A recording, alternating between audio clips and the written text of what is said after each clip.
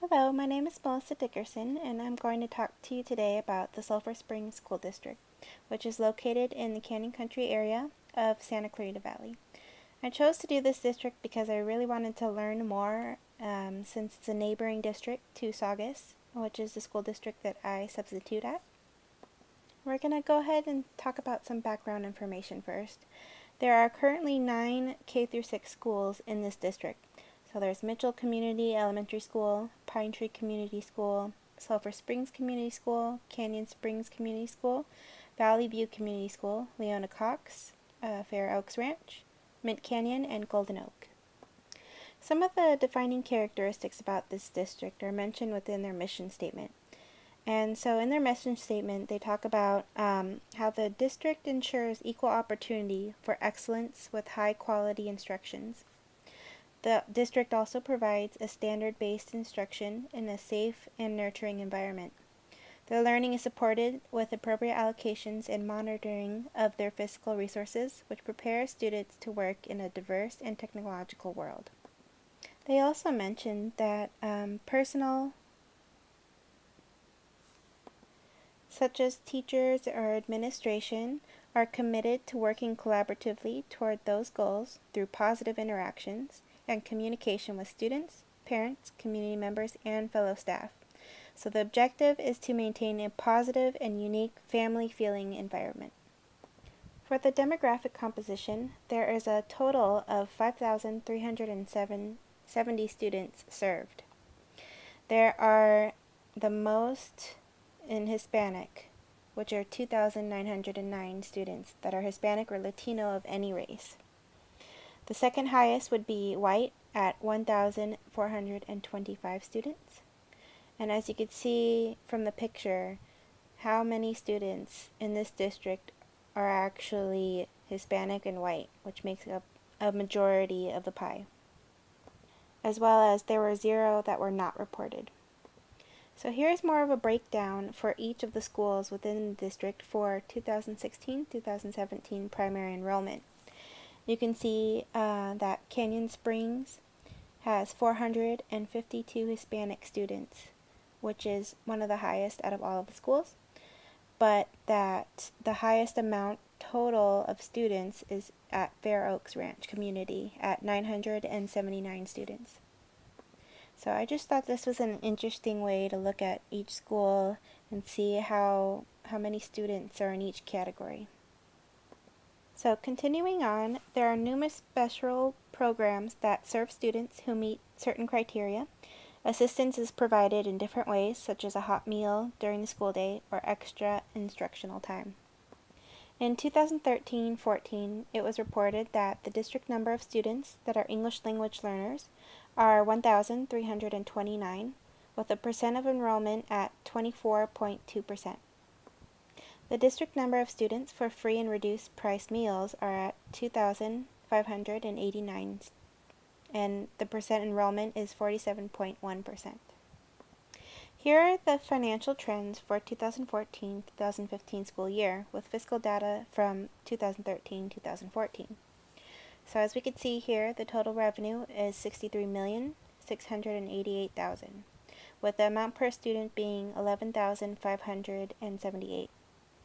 For the total expenditures, we have $54,850,000, with the amount per student being $9,971.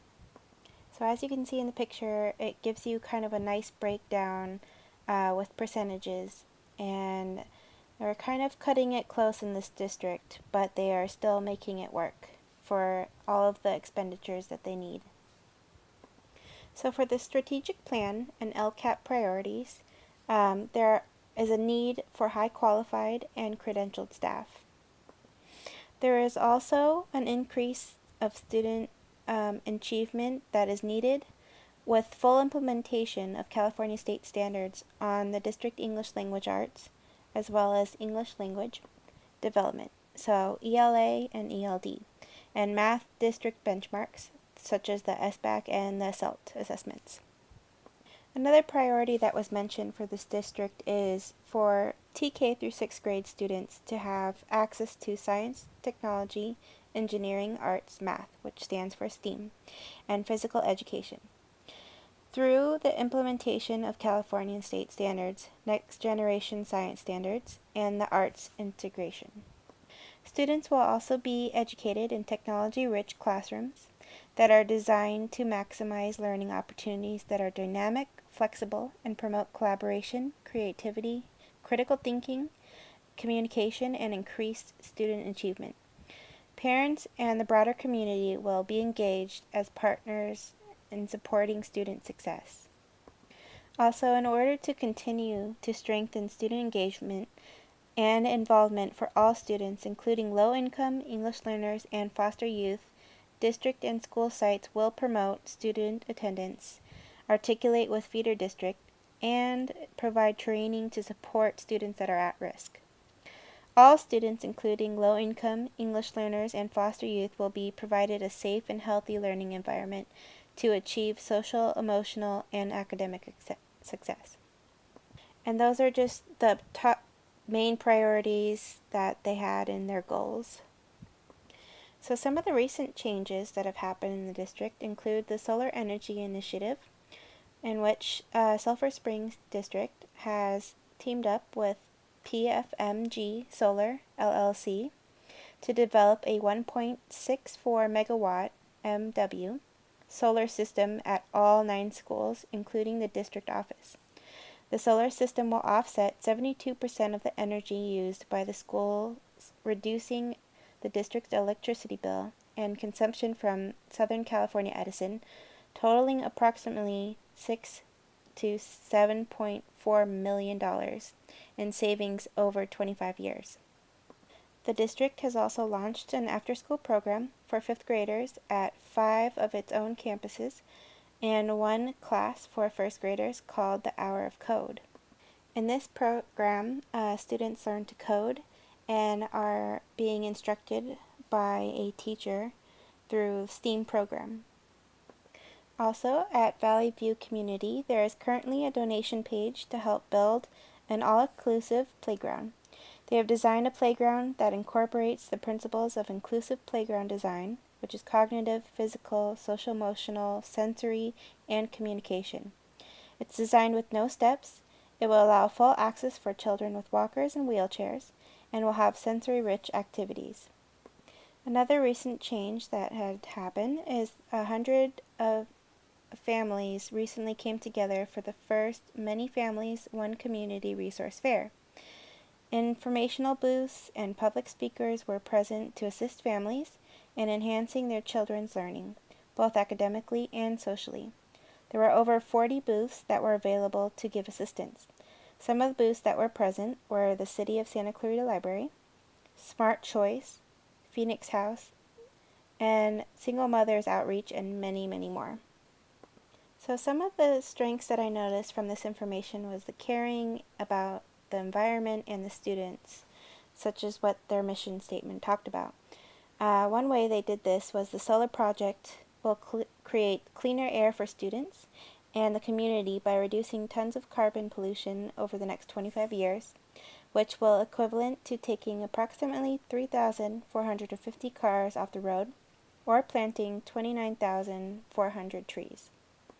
I also think that the instructional technology department was one of the strengths that the district focuses on in terms of technology.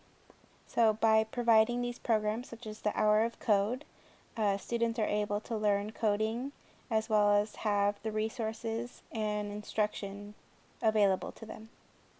Currently the program is at capacity and more students are on the wait list just to get in.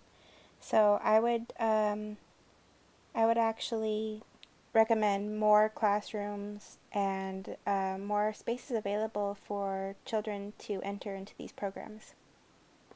Another great strength that I think this district has is the community events, such as the Many Families, One Community Resource Fair that they just had.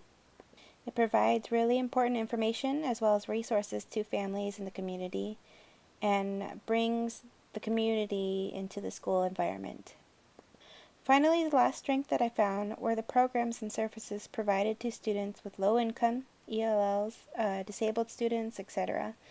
As I said before in the demographics, there are currently 589 students with this free reduced price meals and 47.1% that are enrolled in it. So it's very crucial that these programs and services are still available and still helping these children. In an interview that I conducted with a first grade teacher, I asked about some of the strengths that they experienced while working for the Sulphur Springs School District. And when I was discussing my findings with the teacher, she actually disagreed with the care for environment. She disagreed because the findings of containers that were supposed to be recycled are always mixed with trash and disposed in the trash. She also mentions about the care for the students and how it's not necessarily well looked at because parents are not notified of lice, as one example, until 2 verified cases in the same classroom. So after a small discussion with her, it seemed that overall the district has a great start to being environmentally friendly as well as caring for the students and including the community around us. But however, the district does need to continue to improve upon what promises they made, as well as making sure the standards are upheld in every single school. It can be different from school to school, but what I got in this interview was that this school has not made the strides that it promises in the mission statement of the school district. One of the challenges that the district faces is funding through donations. Something like Valley View's playground is a great idea. However, funding it through donations can be really difficult. Many of the families in this district don't have enough money to help donate to the school and can cause them to stress. So even though these donations are a choice, it's still difficult for parents not to be able to contribute or to feel helpful to the cause. Another challenge that I noticed was that many families in this district don't have enough money or support in order to communicate with teachers. So it's very difficult to find teachers with a second language, and having those teachers help students that are ELLs or even just their classroom with students that are struggling and in between, as well as having these type of teachers running the programs for our ELL students. Another huge challenge that the district faces are budget cuts. As does every district, there are more students per classroom, with less teacher assistants for K through 3rd. There are also more restrictions to office and classroom supplies. The last challenge that I want to talk about is that there has been a huge increase of students that are coming into the district area without sufficient space in the schools. So there's a lot of overcrowding of students in these schools, which makes it even harder for teachers to teach, especially with the supplies being limited, as well as you want to give as much individual attention and trying to meet the needs of every student. So it gets more difficult with the classroom size. In my interview, when I talked to the teacher, she agreed with funding being a huge challenge. Many of the teachers try to fund their own projects using a website called Donors Choose. And so this website is where educators or other people asking for money, like similar to a GoFundMe page, can receive or give money towards education. So in the interview, we also discussed how budget cuts affect the amount of money that the teachers have to use to get classroom supplies. So I had never known about this website, but it seems to be a huge help because it doesn't put the pressure on parents, but parents can be invited to fund, as well as other people who just want to contribute to the page. So in my recommendations for strengths, I would say to continue to incorporate technology in the curriculum, as well as after-school programs and making incentives. Provide community events in which students can interact with the community, such as STEAM projects. It's also important to direct students to the right programs to benefit them overall, including their family. As well as for the challenges, I would say finding a new way of funding supplies, such as the Donors Choose website. providing more assistance for K through 3rd, like parent volunteers, etc., recycling of supplies, and hiring more quality teachers with second languages. And these are my resources. Thank you.